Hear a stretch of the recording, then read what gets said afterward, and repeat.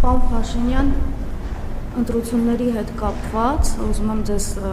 հարցնել, դուք իսկապես ընտրությունների արդյունքները լեգիտիմ եք համարում թե ոչ, որովհետև եւ դուք եւ ընդդիմությունը, անդիմադիրները խորհրդարանում խոսում են այն, մեկը մյուսին մեղադրում եք, որ մեկը փողով է ընտրել, մյուսը վարչական ռեսուրս է կիրառել, մյուսն ասում է, որ բոլորը հաղթել են բացի հայ ժողովրդից եւ այլը, որքանով է այդ խորհրդարանը հիմա ձեր կարծիքով լեգիտիմ, եթե երկուստ էլ տարբեր բառերով գրեթե նույն տեքստն եք ասում, եւ ուզում եմ ինձ որպես երկրի վարչապետ ասեք, որն է առանցքային հարցերում ձեր եւ ընդդիմության մոտեցումների տարբերությունը, որովհետեւ թրիփի հետ կապված կարծես թե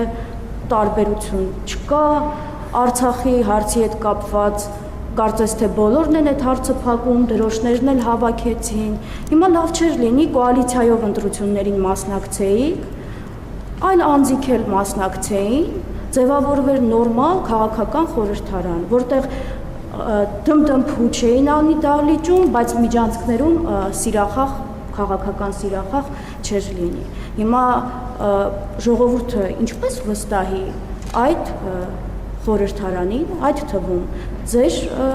ուժի ֆրակցիային, այդ թվում ձեզ, որովհետև ստացվում է, որ դուք ժողովրդին միմյանց դեմ եք անում,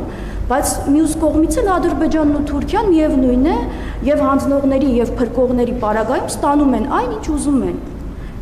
Ինչու քաղաքական դաշտը, ինչու քաղաքական համակարգը այդպես էլ չի փոխվում։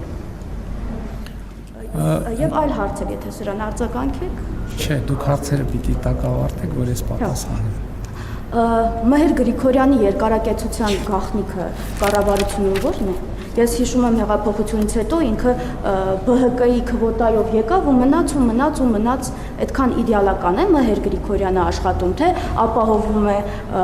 ձեր եւ ընդդիմության կապը, գուցե ես ասում եմ այնպիսի բաներ, որոնք օրինակ ինձ բազմաթիվ մարդիկ գրում են, ասում են Անի ջան, մի հատ հարց ուտես երկարակեցության գաղտնիքը ո՞րն է, կարող է, չգիտեմ, ֆինանսական կապն են ապահովում, կարող ընդդիմությունն իր ֆինանսական կարողությունն է փորձում պահել, կամ կարող այլ հարցեր կան, օրինակ սահմանազատման process-ում ինքը ակտիվ մասնակցում է, վերջում այդ թվում ես, մենք բոլորս ձեզ ենք մատնանշում։ Հիմա այդ հարցերին խնդրում եմ պատասխանեք եւ լրատվամիջոցների հետ կապված է։ Գուցե ես այս ամենի համար քննադատում էլի ֆեյքերը ցենց վրատան, բայց արդեն իմունիտետ եմ ձեռք բերել, բայց այնուամենայնիվ ինչպես պիտի անենք, որ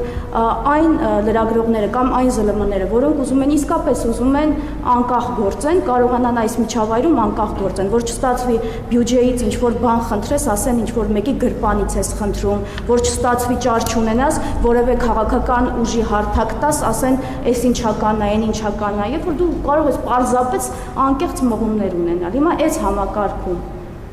ինչպես պետք է գոյատևեն այն ԶԼՄ-ները, որոնք նոր են ստեղծվել եւ ուզում են այս համակարգում գոյատևեն, ու չեն ուզում ոչ ձեզ գովան, ոչ էլ ընդդիմությանը գովան։ Ավարտեցիք հարցերը ձեր։ Վերջին հարցին իմիջիալը ձեր հարցերի մի մասին ես նախորդիվ պատասխանել եմ, ենթադրում եմ հունիսի 7-ից այս կողմ առաջի անգամ եք ասուլիսի գալիս։ Զգացվում է, որ հետև են հարցերին, որոնց պատասխանել են, նորից հնչեցնում եք, չեմ զլանա, նորից կպատասխանեմ։ Լրատվամիջոցների հետ կապված ես ասել եմ արդեն, որ մենք 2027 թվականի հունվարի 1-ից համընդհանուր հայտարարագրման համակարգում կիրականացնենք փոփոխություն, որի արդյունքում քաղաքացիները հայտարարագրող, այդ թվում լրատվամիջոցներին նվիրատվություն իրականացնելու հնարավորություն կունենան իրենց սոցիալական կրեդիտներից։ Իհարկե, սկզբնական շրջանում ես հակված չեմ մտածել, թե դա լրատվամիջոցների հարցերը կլուծի,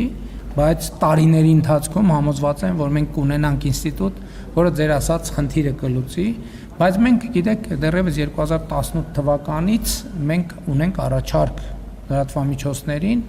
եւ այդ առաջարկը, որի շուրջ մենք 2018-19 թվականներին ակտիվ աշխատում էինք, սառեցվեց, ինչքան հիշում եմ, եթե նորից կստուգեմ ձեր հարցից հետո, ինչքան հիշում եմ լրատվամիջոցների հետաքրքրված չլինելու պատճառով, բայց մենք առաջարկել ենք համակարգ ստեղծել, ինքնակարգավորող մարմին ստեղծել, որտեղ լրատվամիջոցները հավաքվեն, իրենց աշխատանքի կանոնները համատեղ որոշեն, մենք ապահովենք ֆինանսավորում եւ իրենք էլ այդ ֆինանսավորման բաշխման մեխանիզմները որոշեն եւ նաեւ մասամբ էլի, չեմ կարծում կամ վստահ չեմ, որ դա ամբողջական կլուծի հարցերը, բայց այնուամենայնիվ մի քայլ այդտեղ, մի քայլ այնտեղ, երրորդը, չորրորդը կհասնենք այն խնդրին, որ դուք մանտանշում եք, մի բանում կարող եք վստահ լինել, որ այն ինչ որ դուք ձևակերպեցիք, բառացի այն ինչ որ ձևակերպեցիք, նաև իմ ցանկությունն է, նաև կառավարության ցանկությունն է։ Ես այսօր կառավարության նիստում էլ առիթ ունեցա ասելու, նախկինում էլ եմ առիթ ունեցել 2018 թվականին դուք հիշում եք, թե բարեփոխումների ինչ մեծ օրակարգով մենք ստանձնեցինք Հայաստանի կառավարումը, բայց 2020 թվականի իրադարձությունները, կովիդը, պատերազմը, դրանից հետո եղած իրադարձությունները ըստ էության մեզ ստիպեցին, որպեսզի մենք մեր էներգիայի եւ ուշադրության մեծ մասը ուղենք այլ հարցերի, բայց հիմա երբ հաստատված է խաղաղություն, ես այսօր էլ ասացի, որ 2018 թվականի օրակարգը, հեղափոխության օրակարգը իր ամբողջ ծավալով եւ իր ամբողջ հրատապությամբ նորից դրված է սեղանի վրա եւ առիթ ունեցել եմ ասելու, որ մենք տրամադրված ենք, որպեսզի այն բարեփոխումները, այն քայլերը, որոնք հեղափոխության տրամաբանությունից բխելով պետք է իրականացնեինք, բայց օբյեկտիվ կամ սուբյեկտիվ պատճառներով չենք կարողացել իրականացնել, մենք հիմա դա ամբողջությամբ պետքա իրականացնենք։ Ուզում եմ հիշեցնել, որ այդ օրակարգի կարևորագույն հատվածներից մեկը վերաբերվում էր ժողովրդավարությանը, վերաբերվում էր խոսքի ազատությանը, վերաբերվում էր մամուլի ազատությանը, համացանցի ազատությանը, չնայած պիտի ուրախությամբ արձանագրեմ, որ այդ շատ ուղղություններով Հայաստանը շարունակում է մնալ առաջատար դիրքերում, այնպես որ այդ ձեր նշած օրակարգը լիարժեք տեղավորվում է մեր պատկերացումների մեջ եւ ես կոչ եմ անում բոլոր ֆեյքերին, որ հերթական հարձակումները չգործեն ոչ հարցերի, ես անկեղծ ասեմ, ես ֆեյք չունեմ եւ մեր ունեցած ֆեյքերի մասին ոչ մի տեղեկություն չունեմ։ Ինչ վերաբերվում է մյուս հարցին, կառավարության ցանկացած անդամի եւ ցանկացած պաշտոնյայի գործունեություն գնահատվում է ըստ աշխատանքի արդյունավետության, ով է գնահատում տվյալ դեպքում գնահատում է վարչապետը գնահատում է եւ այդ գնահատականից ելնելով անում է հետևություններ։ Եթե դուք ուշադիր եք եղել, իսկ դուք պիտի որ ուշադիր եղած լինեք, կամ այդտեղ շատ մեծ ուշադրություն պետք է չէր, ըստ էության կառավարության ընտրություններից առաջ գործող կազմը փոփոխության չի ենթարկվել։ Բարձր տեխնոլոգիական արդյունաբերության նախարարն է փոխվել, այլ ես ձեզ ասել եմ, որ պարոն Հայրապետյանը ինքը չի ցանկացել շարունակել աշխատանքը կառավարությունում։ Այսինքն, այո, ձեր հարցի պատասխանը հնչում այնպես, ինչպես ես ասացի, ուրիշ պատասխան ես չունեմ։ Ինչ վերաբերվում է ընտրությունների լեգիտիմությանը, գիտեք, մենք մեր քաղաքական դիրքորոշումները արտահայտել ենք, բայց ես ուզում եմ ձեզ ուրիշ բան ասեմ, բացարձակապես էական չի ինչա ասում ընդդիմությունը եւ նույնիսկ ինչա ասում իշխանությունը։ Էական է, թե ինչա ասում ժողովուրդը, որովհետեւ իշխանության աղբյուրը, ժողովուրդը, իշխանության տերը ժողովուրդն է։ Եվ ես ուզում եմ ձեզ ընդգծել, որ 2018 թվականի ոչ բռնի ժողովրդական թավշյա հեղափոխությունից հետո տեղի է ունեցել համապետական 3 ընտրություն։ Տեղի է ունեցել համապետական 3 ընտրություն եւ 0 հետընտրական process։ Դա ամբողջությամբ տալիս է ձեր հարցի պատասխանը։ Ինչ վերաբերվում է ընդդիմության ասելիքին, գիտեք, ընդդիմությունը ինքը պետք է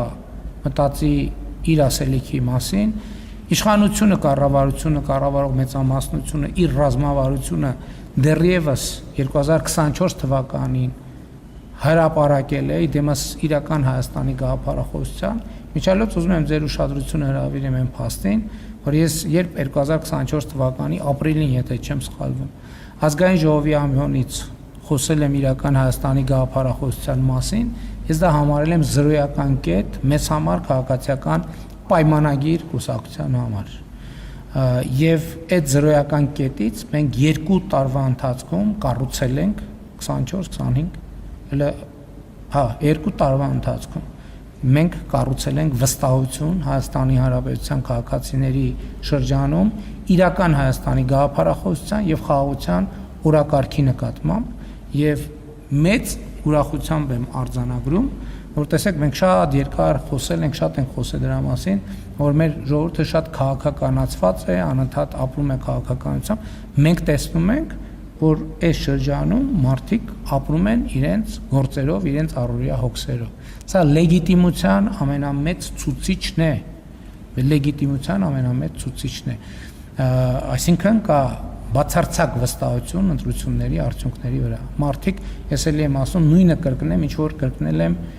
նախորդ ձեր բացակայությամբ տեղի ունեցած բրիֆինգներից մեկում։ Հայաստանի Հանրապետության ժողովուրդը իրեն հարց չի տալիս, թե արդյոք իր ընտրած մարդն է այս շենքում աշխատում, թե իր ընտրած մարդը այս շենքում չի աշխատում։ Այդպիսի հարց Հայաստանի Հանրապետությունում չկա եւ 2018 թվականի ժողովրդական ոչ բռնի Թավշյա հեղափոխությունից հետո չի եղել